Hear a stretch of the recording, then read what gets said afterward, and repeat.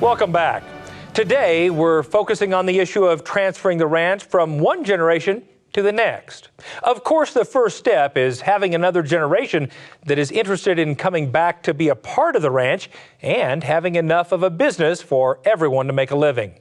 We traveled to Wyoming to see firsthand how one family managed that, as Russell Nemitz reports.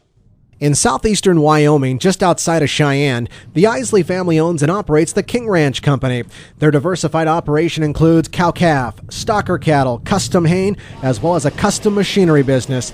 The combination of multiple income sources allows the family operation to support 2 generations full-time back on the ranch.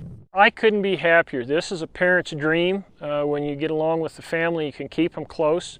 Family operations are always a challenge because you raise strong, independent-minded family and you expect them, and then you kind of want them to follow in line. Doesn't work that way.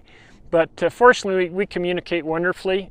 Each of the family holds stock. They're all holders in the ranch and all have a working interest. 2 of my 3 adult children live here on the ranch and work with me, as does my wife. I think what is unique for our operation is how all 3 of us siblings have kind of gotten into something different, that we weren't discouraged to try something different. I love the cow-calf operation. My brother does the yearling and the backgrounding operation, and then my sister is kind of the in-between. She loves both, and she still comes back and helps with whatever she can and possibly do. So I think that that's encouraging to know that we all can still have an individual area that we can be proficient in, as well as help each other out. Parents have to be both mentors and partners. They have to figure out what the individual needs of that particular family member might be. Some of them have an interest in machinery and maybe they want to take over the farming or those cropping operations. Other ones might have talents or intuition on livestock, and maybe that's where their emphasis should be placed. Getting a good education is paramount. I think getting a background is important so you can relate and find out what some folks are doing. Sometimes other folks have already invented the wheel. You don't need to try to do it again by yourself. Well, I kind of joke about my education just a little bit because I went to school for 6 years and got a bachelor's and master's in agriculture business and agriculture economics, and then I come home to ranch. But I like to tell people that I did go to school exactly for what I wanted to do, and that was learning how to increase the operation, get a more efficient operation, and just make it a better opportunity for myself and my siblings, and making sure that my parents have a smooth transition to all 3 of us when they're ready to retire. The ranch's diversity allows each family member to focus on their passion, but also provides a chance to try new things. The Eisele family members all agree that this freedom to expand creates ownership and satisfaction among each other. We have a lot of things happening around us. We have the city owns property. There's an oil field next to us. The wind farm is on our extreme border. And anytime we have the opportunity to do machine work for those people, we will. We'll excavate. We'll do water lines, pipelines, build a road, maybe even roustabout work if necessary, snow removal.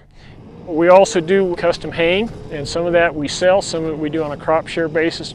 That adds to our ability to purchase newer, nicer machinery and not carry it all on the weight of the livestock. It makes it more comfortable and more fun for the family members who are involved in the operation. I like the diversity. I like the different things this place has been able to do, because if maybe feeding cows isn't your thing, or doctoring or playing vet and taking care of the sick animals isn't really your thing, you can work on machinery or you can work on farming. They do the construction business now. I have some interest in that, so I like that aspect of it. And if other operations can maybe learn from that and diversify a little bit, maybe they'll find their niche. There's something they really like. And just even going down into a niche specifically, maybe the ranch that you work at or your operation isn't working anymore. There's other things you can pursue, other things you can look into. The Eisele family members all recognize that diversification is crucial to the success of their operation.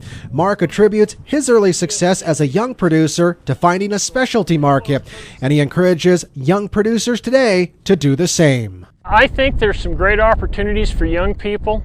As we're watching operators continue to get older and older in this country, there are some opportunities for young people to step in. They have to be creative.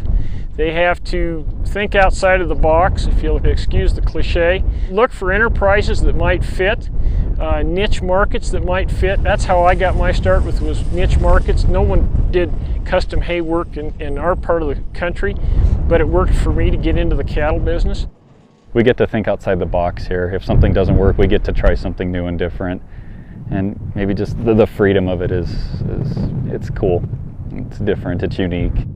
Family members working together for a bigger thing than themselves. This operation has taught me that you can survive and you can adapt even with changes in the world. You can always expand it and make it better, make it easier. You don't have to always work harder, you can always work smarter. And that's what I think is important about this place. It's kind of taught some life lessons, and you still get to work with the family. Reporting from Wyoming, I'm Russell Nimitz for NCBA's Cattleman to Cattleman. Why not join the Eisele family as members of NCBA? It's easy to do, and there are some outstanding member privileges and discounts. To find out more, visit the website beefusa.org.